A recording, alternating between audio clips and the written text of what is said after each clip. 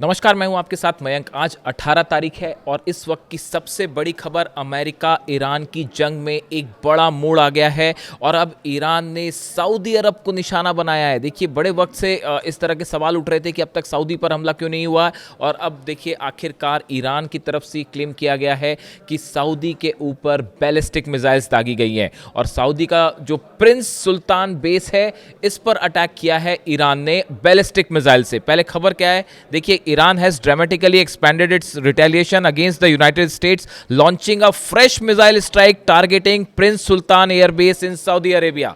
जो खबरें हैं उसके मुताबिक जो ईरान का मीडिया क्लेम कर रहा है कि प्रिंस सुल्तान एयर बेस पर बैलिस्टिक मिसाइल्स दागी गई हैं। The base which host US aerial refuelling tankers, Patriot missile batteries and THAAD air defence system came under Iranian missile barrage. देखिए, अब ये हमला क्यों किया गया, इसकी वजह क्या है। जो ये हमले हुए हैं प्रिंस सुल्तान एयर बेस पर, ईरान का ये कहना है कि ईरान पे जो हमले हो रहे हैं, स्ट्राइक्स हो रहे हैं फाइटर जेट से अमेरिका के, उसके लिए जो रिफ्यूलिंग जेट्स टेक ऑफ कर रहे हैं वो प्रिंस सुल्तान बेस से टेक ऑफ कर रहे हैं। देखिए, जो फाइटर जेट्स हमला करते हैं उसके बाद एयर में ही उनकी रिफ्यूलिंग की ज़रूरत होती है। करीब 30 से ज़्यादा अमेरिका के जो रिफ्यूलिंग टैंकर्स हैं, प्लेन्स हैं, वो इस समय मिडिल ईस्ट में फ्लाई मोड में है, यानी वो हमेशा उड़ते रहते हैं लगातार। इस बीच में जो ईरान के पास इंफॉर्मेशन थी कि जो प्रिंस सुल्तान एयर बेस है यहाँ से इन रिफ्यूलिंग टैंकर्स ने टेक ऑफ किया और ये मदद कर रहे हैं उन जेट्स की जो कि ईरान पर हमले कर रहे हैं। यानी हमले करने के लिए F-35 या F-18 जेट्स ने प्रिंस सुल्तान एयर बेस से टेक ऑफ नहीं किया, लेकिन जो रिफ्यूलिंग प्लेन्स हैं उन्होंने टेक ऑफ किया, जिससे हमले हो रहे हैं। यही वजह है कि ईरान की तरफ से हमला किया गया और निशाने साधे गया है प्रिंस सुल्तान एयर बेस पे। इसके अलावा देखिए, जब जैसे ये हमला हुआ, पहले तो इस तरह की बात हुई कि सऊदी ने इस बात को इनकार किया कि इस तरह का कोई हमला नहीं हुआ है, लेकिन अब कुछ तस्वीरें सोशल मीडिया में वायरल होने लगी हैं ईरान के इस दावे के बाद, जिसमें ये दिखाया जा रहा है कि प्रिंस सुल्तान एयर बेस जो है उस पर हमले हुए हैं। और उसके बाद अलखर्ज, ये पूरा जो प्रिंस सुल्तान एयर बेस है अलखर्ज इलाके में है, यानबू में है, यहाँ पर डिफेंस सिस्टम है वो एक्टिवेट किया गया। और इस तरह की भी बातें सामने आ रही हैं कि जो बैलिस्टिक मिसाइल्स और ड्रोन्स अटैक हुए थे उसको डिफेंस सिस्टम ने उनको अटैक करके नाकाम भी किया। ऐसे भी अलग अलग दावे हैं, सऊदी की बात अलग है, ईरान के दावे अलग हैं। ईरान की तरफ से यह भी बताया जा रहा है कि यहाँ पर जो पेट्रियट और थर्ड मिसाइल डिफेंस बैटरीज यानी सिस्टम्स लगे हुए हैं, इसको हिट किया गया है। बिल्कुल यही बात जो है वो हमने देखा जॉर्डन में, बहरीन में और कतर में भी देखने को मिली। जो अमेरिका के डिफेंस सिस्टम है उनको टारगेट किया गया। देखिए, यही हमले जो ईरान पर हो रहे हैं, ईरान के जो मिसाइल लॉन्चर्स हैं, डिफेंस सिस्टम्स हैं, उनको तबाह किया जा रहा है और बदले में ईरान उसी तरह से जवाब दे रहा है। तो ये पहला मौका है इस जंग के बीच जब ईरान की तरफ से ये क्लेम हुआ है कि सऊदी पर अटैक हुआ है। क्या इसका मतलब ये है कि अब जंग का दायरा तेजी से बढ़ जाएगा? इसी के साथ देखिए, नया एक और डेवलपमेंट जो जिस पे हालांकि मैं बात कर चुका हूं, लेकिन इसको समझने की ज़रूरत है कि आखिर सीरिया पर ईरान ने अटैक्स क्यों किए, सीरिया पर हमले हुए। देखिए, ये कुछ समय 2-3 दिन पहले की बात है। ईरान शहर जो ईरान का इलाका है, यहाँ पर अमेरिका की तरफ से हमले हुए जिसमें 7 ईरान के सैनिक जो हैं वो शहीद हुए।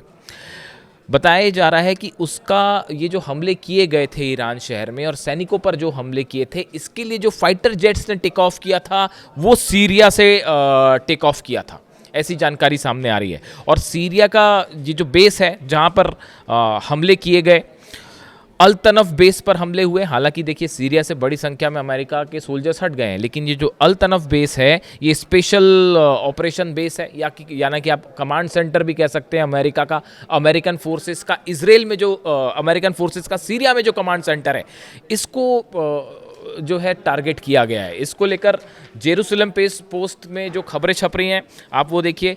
Iran Islamic revolutionary guard corps IRGC claimed on Friday they had attacked the US Special Operation Command Center at Al Tanaf in Syria in retaliation for the killing of Iranian soldiers in Iran शहर, Iran state media reported. ये Jerusalem post कह रहा है कि Iran शहर में जो सैनिकों पर हमले हुए थे उसका बदला लेने के लिए सीरिया में अल तनफ बेस को निशाना बनाया गया है।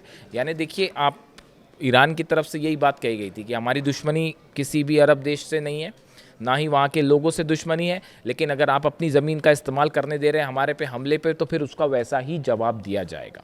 ये बात कही जा रही है। और अब सीरिया को लेकर भी, सीरिया पर ये पहला मिसाइल अटैक है ईरान का। जो पहले बैलिस्टिक मिसाइल्स की आप बात करें तो ये पहला मिसाइल अटैक है जो कि सीरिया पर किया गया। और वजह देखिए सामने है कि जो ईरान ने पहले ही कहा था कि जो हमारे सैनिकों पर हमला हुआ है इसका करारा जवाब दिया जाएगा और बदला लिया जाएगा। और जब खबरें हैं, देखिए सीरिया में कितना नुकसान है, इसको लेके वैसी बात है जैसे सऊदी अरब के प्रिंस सुल्तान बेस पर हमले को लेकर है। सऊदी का अलग क्लेम है, ईरान का अलग क्लेम है। इसी तरह से सीरिया ने अभी कुछ नहीं कहा है, लेकिन ईरान की तरफ से क्लेम किया जा रहा है कि सीधा स्ट्राइक किया गया है इस बेस को और इसको तबाह किया गया है।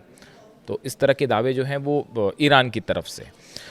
इसके अलावा एक और बड़ी खबर है, ये ईरान की तरफ से ये बात सामने आई है कि सीज़ फायर जो हुआ, बीच में जितने दिन का सीज़ फायर था, देखिए इस तरह की कई एक्सपर्ट्स ये राय दे रहे थे कि इस सीज़ फायर की आड़ में डोनाल्ड ट्रंप को और अमेरिका को वक्त चाहिए था इस बात के लिए कि ईरान के खिलाफ फिर से चीज़ों को एकजुट किया जाए। ईरान ने जो हमले किए थे 40 दिन की जंग के दौरान, अमेरिका के 16-17 बेसिस पर हमले हुए, 42 एयरक्राफ्ट जो हैं वो तबाह हुए, इसमें बड़ा झटका था अमेरिका की सेना को।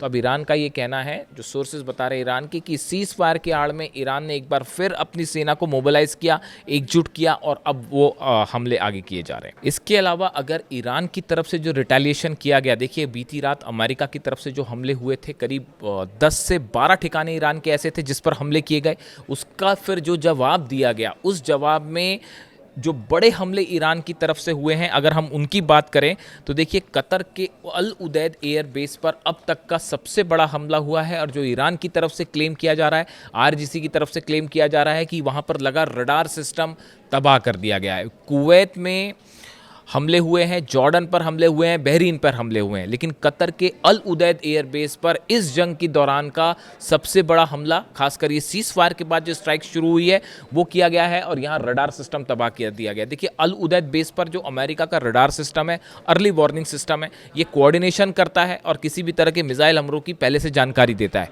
इस सिस्टम को तबाह किया गया है, इस तरह की जानकारी सामने आ रही है। इसके अलावा बहरीन में 5th फ्लीट के ऑफिस पर जो है हेडक्वार्टर है, वहाँ पर उसकी तमाम बिल्डिंग्स पर हमला है, ये जानकारी पहले से ही है आपको। इसके अलावा 2 हमले और स्ट्राइक ऐसी हुई है ईरान की जिसको लेकर जो तस्वीरें सामने आ रही हैं और वो बता रही हैं कि यहाँ पर बड़ा नुकसान हुआ होगा। एक तो जॉर्डन में अल अजराक बेस है, यहाँ पर बताया जा रहा है कि आर्मी का, मिलिट्री का, अमेरिका की फोर्सेस जो हैं, इनके फाइटर जेट्स जो टेक ऑफ करते हैं, इनके लिए जो फ्यूल टैंक्स होते हैं, इन फ्यूल टैंक्स को निशाना बनाया गया है। यानी देखिए जिस नेचर के हमले ईरान पर हो रहे हैं उसका वैसा ही जवाब देखने को मिल रहा है। और ये जॉर्डन में इसकी तस्वीरें हैं, भयंकर आग लगने की तस्वीरें आई हैं सोशल मीडिया पे। हालांकि यहाँ पे कितनी कैजुअलिटी हुई है, कितने क्या अमेरिकन सोल्जर्स मरे हैं, इसकी जानकारी आने में थोड़ा सा टाइम लगेगा, लेकिन ये तस्वीरें सामने आ गई हैं।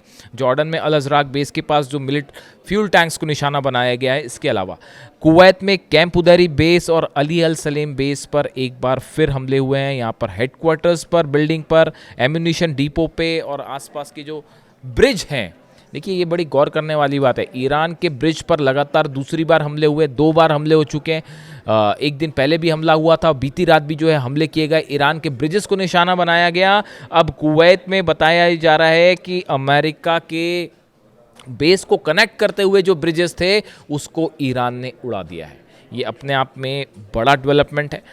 ईरान के हमलों की बात की जाए तो ईरान की तरफ से जो चीज़ें क्लेम की जाती हैं वो धीरे धीरे निकल के सामने आती हैं, जैसे जैसे तबाही की तस्वीरें सामने आती हैं। इसके अलावा देखिए हॉर्मुज़ में बहुत ज़्यादा चर्चा है, बारूदी सुरंगों में जो विस्फोट हुई है उसको लेकर बताया ये जा रहा है, सूत्रों के मुताबिक खबरें ये है कि हॉर्मुज़ के जिस इलाके में, हालांकि मैंने पिछले वीडियो में इसकी चर्चा की थी आपसे, हॉर्मुज़ का वो इलाका जिसमें बारूदी सुरंगें हैं, बिछी हुई है, इसको लेकर अमेरिका की तरफ से ऐसे दावे हो रहे हैं, इसमें अभी कितनी सत्यता है वो सामने आएगी। बताया जा रहा है कि अमेरिका की तरफ से शायद ये जानने की कोशिश हो रही थी क्या वाकई यहाँ पर समंदर के अंदर माइंस बिछी हुई हैं। देखिए इसका अंदाज़ लगाना बेहद मुश्किल है कि माइंस है यानी इसको सैटेलाइट से कैच करना बड़ा ही मुश्किल होता है। एक तो ये फ्लोटिंग मोड में रहती है, मतलब सब अपनी जगह से, लोकेशन से हट भी जाती हैं कई बारी।